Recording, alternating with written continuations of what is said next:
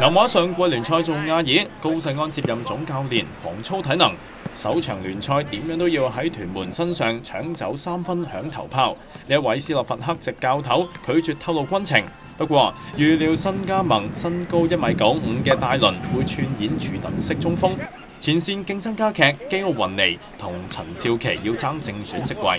上年嘅狀態真係自己嚟講係差嘅，咁每一個球員我覺得一定有呢個時間咧，有高有低，咁希望可以攞翻個感覺，今年可以順利咯。中場核心就有巴西兵蘇沙，仲有活躍邊線嘅李威廉。後防除咗有一對香港孖寶陳偉豪同埋吳偉超，仲有巴西中堅祖爾，閘位就有日本嘅中島法蘭。港隊首席門將葉鴻輝繼續一夫當關。功力佢哋唔係好強，咁希望我哋我後面防守，只要我哋自己冇失誤嘅話，我相信唔會失波俾佢哋。另一邊廂，上季排第8嘅屯門未有鬆懈，仲加強兵力。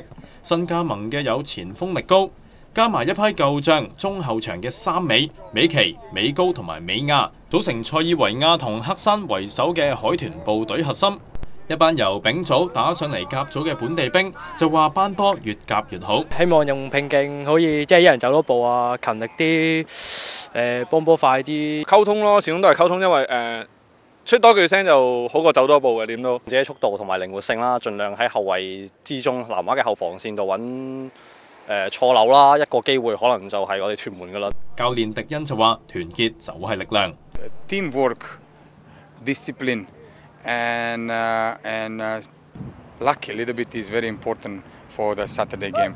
迪恩話：落場一定會全力爭勝，不過成績都係其次，最重要係年輕球員可以落場吸取經驗，幫手推動本地足運。